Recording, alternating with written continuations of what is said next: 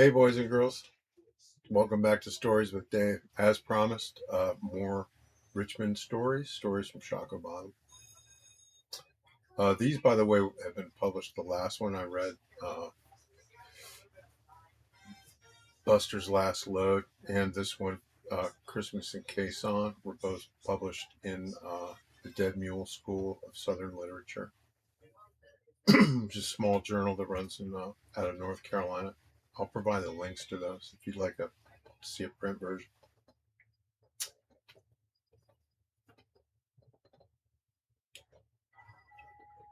So yeah, as I described last time, there was this cadre of characters that hung out down around the food museum of the which was what we called the Franklin Street Supermarket, the Franklin Supermarket. And one of those is a particularly interesting character who just broke my heart. Who's a Vietnam veteran named Cal. So this is more of it's kind of a character sketch, but it's also a story. Um, Anyway, this is called Christmas in Quezon. Bottom dwellers drifted in and out of the village with the changing of the seasons. By the end of autumn, with the pear trees all bare and shiny along the shop fronts on 17th Street, and a dearth of dry nooks to sleep in, most of the summer residents, the lucky ones, found shelter indoors. By December, most of the summer regulars relocated to the north side or left town to stay with family in the Tidewater. Some of them were migratory, working through a meticulously planned calendar of locations scheduled around festivals and other tourist lures. Still others had temporary quarters in the neighborhood. Rob the pitcher had a girl who let him stay with her in the apartment above McCormick's. Dancing Pop's wife always started feeling sorry for him once it got cold again. And she let him sleep it off in the jalopy they kept parked in the alley out back of their house. He wasn't allowed to come inside, though, except on rare occasions, and then only to take a shower. Only a couple of the boys stayed in the bottom all winter and slept out in the elements. One of them was Rasta John, who lived in a shanty on Devil's Kitchen Island, and the other was Cal, whose last name nobody knew, and who was referred to generally as just Cal, or Cal the Vet. Cal was among the truly homeless in Shockoe Bottom. He had no people, at least none that anybody knew about, and no last name. Cal's possessions were few. He had his war memories, the voices in his head, and the boys on the wall. Even the normies, those bottom dwellers who paid rent to live there, knew there was something special and deeply tragic about Cal, and they went out of their way to treat him with compassion and respect. Outsiders gave him a wide berth or tried to ignore him even when that was impossible. Cops went out of their way to harass him, rousting him when he slept out in the open, and taking him away when they saw he was too drunk to walk. Cal the Vet was a tall man, well over 6 feet tall, and he wore his hair Don King style in a fashion he himself described as a bonfire afro on medias res. He owned one pair of jeans, one had annealed, one that had annealed itself to his legs over time, and he wore an old olive drab warm weather army jacket that was just like the one he'd worn in Vietnam. To Cal, it was the actual jacket, the exact same one. And in the evenings when he was well medicated, with the sunlight slanting down the walls through the saplings on Lower Franklin, just so Shockoe Bottom became Quezon. On evenings like that, Cal came home again, in that paradoxical way that all veterans have of coming home through the memory portal that opens at the base of an empty bottle of wine or at the bottom of a syringe. And he got loose, felt much more comfortable interacting with the public. That was what annoyed the cops about it, when Cal interacted with the public. That invariably led to public complaints and frantic calls and the inevitable redundant slog of paperwork. The rub was Cal's unpleasant choice of topic and his unfortunate choice of audience. Cal commanded a profoundly poor sense of rhetorical moment, approaching the churchiest of the pastel bonneted church ladies, walking past the Franklin supermarket on their way to Juleps for Sunday brunch, or the all too jolly, all matching spandex family snapping a nuclear selfie in front of the historical none such sign. describing how smitten Captain Smith was with the rocky base of the James River Falls in the good old days before vagrancy.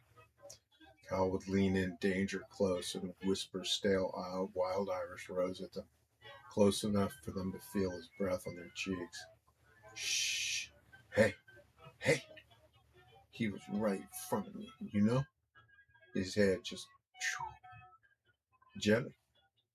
I can make Moses appear. That's right. I can call him right now.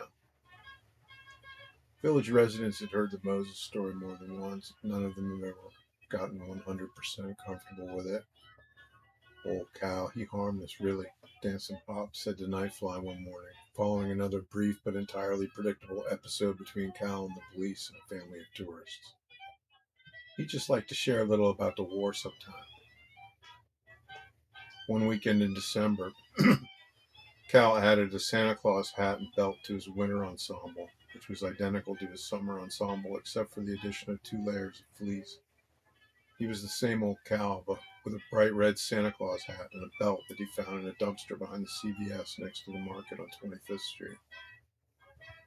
The hat just wouldn't stay put, so Cal eventually let it dangle down his back from the end of its fabricated cotton beard. It encircled his neck like the festive lace chokers the front pew ladies wore to Christmas Eve Mass up at St. John's, except the edges of it had already gotten a bit ragged and sooty and knotted in places. He looked like a Christmas doll abandoned in a drainage creek, but he was a jolly, sooty, slightly knotted Drainage Creek Christmas doll, and the added seasonal wardrobe modifications really seemed to do him some good. The change had improved his overall outlook on life, the same way a new hairdo did for the ladies who promenaded proudly in and out of Cheryl's salon on Sunday afternoons. As Christmas drew near, Cal took to bellowing out a long lungs full of ho ho ho at random intervals on his circuitous pattern through the village. To full-time residents, Cal's new St. Nick persona made it feel like Christmas in Shakabottom in a way that it had never had before. In fact, beside the seasonal loads of chitlins pushed one cart at a time from the double doors of the Franklin supermarket, Cal was the only real sign of Christmas at Shakabottom, which normally abhorred the season of Advent, approaching it from behind and off to one side, like a spiritual pickpocket, intent on welcoming the season in her own secular way. Truth be told, Shakabottom belonged to Halloween. If what you wanted was a joyous Noel, you had to go up to Church Hill. They had joyous to spare up on Church Hill. In fact, they were so full of joyous, it came curling from their assholes like Play-Doh Fun Factory. Every night in December, throngs of babushka carolers prowled gaslit cobblestone lanes through hip-deep coils of joyeuse, singing green sleeves at unopened, elaborately festooned verandas where beglittered scrolls hung festively, demanding, in fonts unsettlingly reminiscent High German, that you have a joyous Noel. One morning, just a few days before Christmas, Cal decided, as he often did, to enjoy a short nap on the sidewalk at the corner next to the alley connecting the Franklin supermarket to Walnut Alley. None of the local residents had any issue with Cal sleeping on the sidewalk, and he did so as often as the spirit moved him. It was like Pop said, Cal was harmless to everybody but himself. Unfortunately for Cal, the cops saw things differently. They were giving him a pretty hard time that day, taking unfair shots, chiding him, kicking him lightly in the ribs when they thought nobody was looking. Rob the pitcher and Dancing Pops were looking now, and they walked over the corner to see if they could lend a hand. Surely there had been some misunderstanding. "Excuse me, sir, ain't no need for that," Pop said, forcing a smile. "He harmless, man. He just a old vet, you know. He just down on his luck." Yeah, we know who he is. Unless you want to spend the night downtown, buddy, you need to just walk on by and mind your business, the cop said. Rob the pitcher glared at him as he spoke, staring at his jaw as if he were looking for a place to punch it. "Sir, Cal ain't bothering anybody," Rob said. "He's just sleeping it off, you know. I mean, he fought at Quezon. He can sleep on the governor's front lawn as far as anybody down here cares. Just leave the poor fucking guy alone, please." "That's the last time I'll ask you, pal," was all they had to hear to know that was the end of their conversation, unless they wanted to continue it through a grid of iron bars.